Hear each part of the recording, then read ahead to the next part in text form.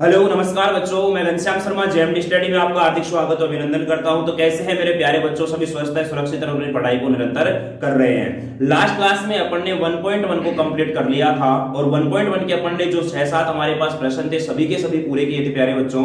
आज के सेशन में अपन करने वाले 1.2 को स्टार्ट और 1.2 का जो फर्स्ट क्वेश्चन है उसकी हम शुरुआत करने वाले हैं। पहला क्वेश्चन हमारे सामने इस प्रकार से है कि निम्नलिखित संख्याओं को अभाज्य गुणनखंडों के गुणनफल के रूप में व्यक्त कीजिए। तो सबसे पहले तो मुझे ये पता होना चाहिए कि अभाज्य गुणनखंड होते क्या हैं। प्यारे बच्चों, इस बात को समझिएगा कि अभाज्य गुणनखंड वो संख्याएं होती हैं जो स्वयं से विभाजित होती हैं, यानी कि खुद के अलावा उन संख्याओं में किसी और संख्या का भाग नहीं जाता है। जैसे मैं आपके सामने लिखूं, यहाँ पर 2 है, इस 2 में किसी भी संख्या का भाग नहीं जाता, केवल 2 का ही भाग जाएगा। उसके बाद मैं बात करूं ये 3 है, इस 3 में भी केवल 3 का ही भाग जाएगा, इसमें और संख्याओं का भाग नहीं जाएगा। ऐसे अगर मैं कहूं कि 4, आप कहोगे सर 4 हो सकता है क्या?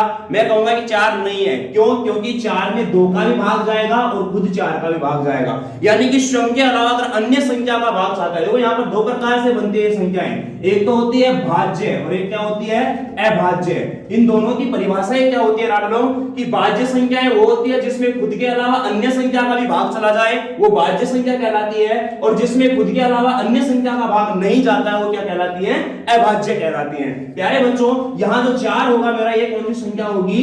भाज्य संख्या होगी। अगर मैं करूं बात किसकी? 5 की, तो 5 में केवल 5 का ही भाग जाएगा और संख्याओं का भाग नहीं जाएगा। ऐसे में बात करूं क्या 6 मेरी अभाज्य है क्या? आप कहोगे कि सर नहीं है। क्यों? क्योंकि 6 में 2 का भी भाग जाता है, 3 का भी भाग जाता है और खुद 6 का भी भाग जाता है। बात समझ में आ रही है? लेकिन मैं कहना क्या चाह रहा हूं आप लोगों को कि अभाज्य गुणनखंड का मतलब होता है कि ऐसे संख्या के वैसे टुकड़े जिसमें ऐसी संख्याएं आए जिनमें खुद का ही भाग खुद में जाता हो। बात समझ में आ रही है? यानी कि ऐसी संख्याएं जिनमें स्वयं के अलावा अन्य संख्या का भाग नहीं जाता है वो हमारी कहलाती हैं अभाज्य संख्याएं या अभाज्य गुणनखंड कहलाते हैं। प्यारे बच्चों, अब देखना यहाँ पर किस प्रकार से हमें इनके गुणनखंड करने हैं। गुणनखंड का मतलब होता है टुकड़े करना। क्या करना बच्चों?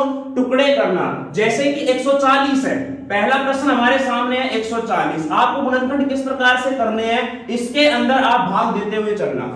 कितने का भाग देना शुरू करोगे?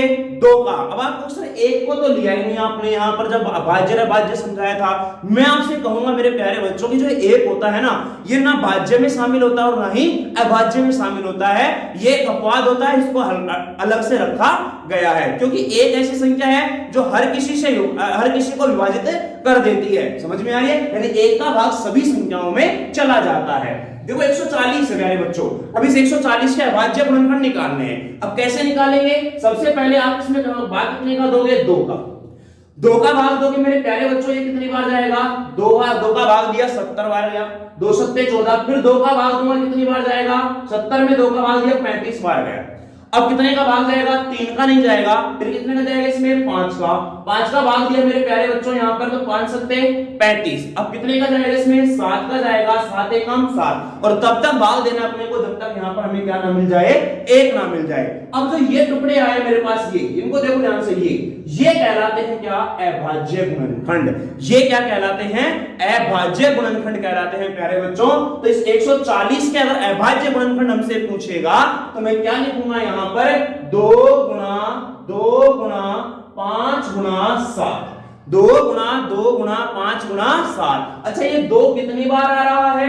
2 बार आ रहा है। 2 कितनी बार आ रहा है? 2 बार। तो आप इसको इस प्रकार से लिख सकते हो कि 2 की पावर 2 गुणा 5 गुणा 7। इस प्रकार से भी लिखा हुआ मिल जाए तो वो गलत नहीं होगा, इस बात का ध्यान रखना। क्लियर है? तो इस प्रकार से हमें क्या निकालने हैं? इनके अभाज्य गुणनखंड निकालने हैं। जैसे मैं अगली बात करूं, 156 है, 156 के निकाले। दूसरा प्रश्न हमारे सामने क्या है प्यारे बच्चों? 156 के निकालना है। देखो 156 कैसे निकालेंगे? पहले भाग देंगे कितने का? 2 का। 2 का भाग देंगे मेरे प्यारे बच्चों, तो ये 2 सत्ते 14 और कितने बच गया? 1 6 16 हो गया, 2 अट्ठे 16। फिर 2 का भाग जाएगा।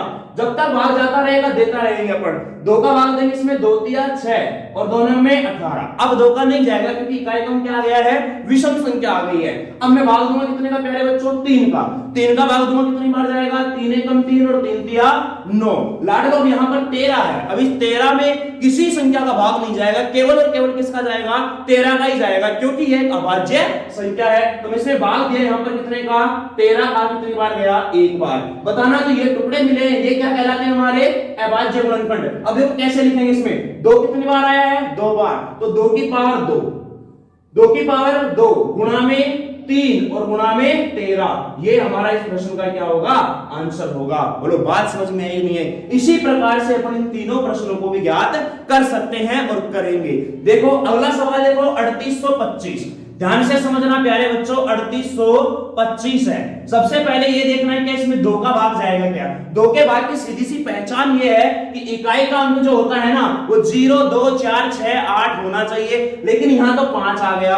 अब 5 आ गया किसका मतलब इसमें तो 2 का भाग तो जाएगा नहीं। क्लियर है। अब 2 का नहीं जाएगा मेरे प्यारे बच्चों तो 3 का देंगे। 3 का दिया मैंने यहां पर, 3 एकम 3, यहां 8 में दूंगा मैं तो 3 दूनी 6, कितना बचेगा 2, ये हो गया कितना 22, 3 सत्ते 21, कितना बचा 1, 1 और 5 15, यानी कि 3 पंजे 15। बात समझ में आ गई। अरे क्लियर है। फिर मैं 3 का भाग देता हूं इसमें, यहां पर 3 चौके 12, 3 दूनी 6, 3 पंजे 15। अब मुझे बताना यहां पर अब कितने का भाग जाएगा इसमें, 5 का जाएगा। 3 का नहीं जाएगा क्योंकि यहाँ पर अंकों का योग 6 5 11 आ गया है। 4 का जाएगा नहीं, 5 का दिया मैंने यहाँ पर 5 8 40 और 5 25 है। फिर 5 का दिया मैंने यहाँ पर 17 पंजे 85। अब केवल और केवल इसमें कितने का जाएगा, 17 का जाएगा। 17 एकम 17। बताना प्यारे बच्चों ये जो मिले हैं ये क्या कहलाते हैं, अभाज्य गुणनखंड कहलाते हैं। इसको लिखूंगा कैसे मैं यहाँ पर, देखो 3 कितनी बार आया, 2 बार, तो 3 की पावर 2। 5 कितनी बार आया, 2 बार, तो 5 की पावर 2 और गुणा में कितना है 17।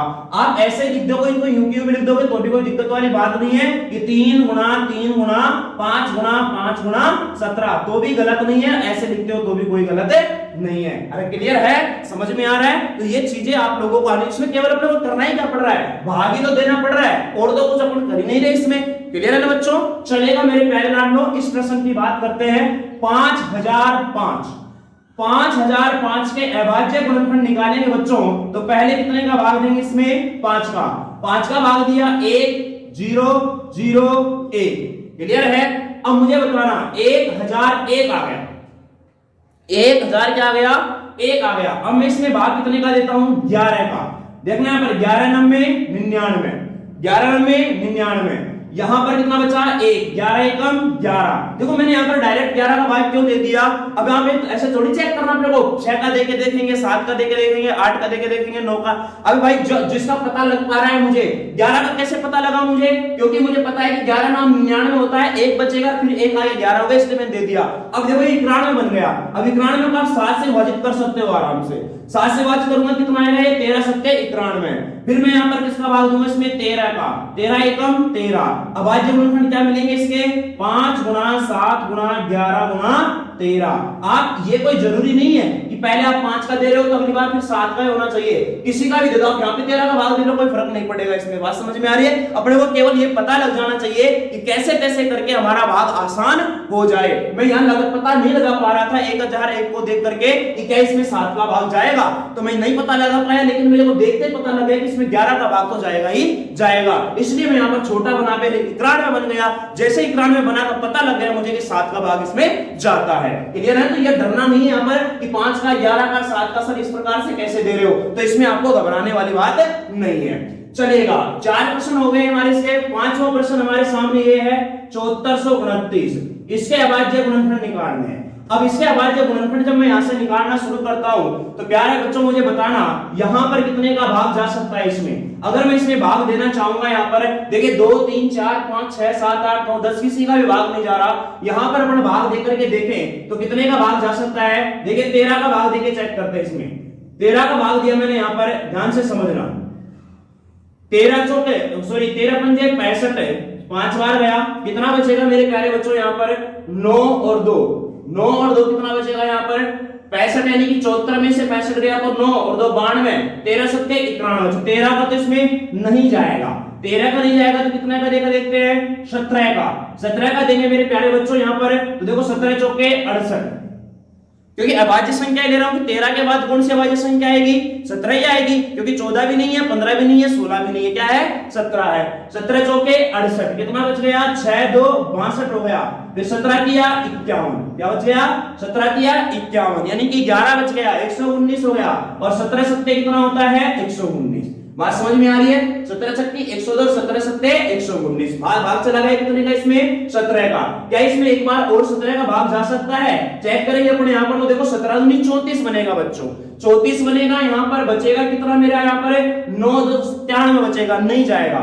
17 के बाद इसमें भाग देके देखते हैं कितने का 19 का, कितने का भाग देके देखते हैं प्यारे बच्चों 19 का, 19 का भाग दिया मैंने यहाँ पर, तो 19 एक कम 19, 19 दूना 38 और 5 और 7 यानी 57, 19 दिया 57, कितना आ गया 23 आ गया, अब इसमें केवल और केवल कितने का भाग जाएगा 23 का जाएगा, 23 का 23, तो इसके भाज्य गुणनफल क्या क्या मिले 17 गुणा 19 गुणा 23, बोलो बात समझ में आई कि नहीं आई, क्लियर है। चलिए मेरे प्यारे बच्चों, ये था हमारा अभाज्य गुणनखंडों को गुणनफल के रूप में व्यक्त करने का पहले 1.2 का पहला प्रश्न, आपको ये चीजें सारी ध्यान रखने, और संख्याएं दे देगा तो भी उनको ऐसे करने का तरीका होता है। चलिए प्यारे बच्चों, मिलते हैं अगली क्लास में दूसरे प्रश्न के साथ, नए प्रश्न के साथ, तब तक के लिए देखते रहिए इस प्रश्न को बहुत प्यारी तरीके से, और समझ में नहीं आया तो इसको दोबारा देख लेना, आसान चीजें केवल भाग देने की बात कर रहे हैं, पहाड़े आपको यहाँ पर आनी चाहिए। मिलते हैं अगली क्लास में नए प्रश्न के साथ, तब तक के लिए देखते रहिए आपका अपना चैनल जेएमडी स्टडी, चैनल को सब्सक्राइब कीजिएगा, वीडियो को लाइक कीजिएगा, bye bye, take care, see you, thank you so much.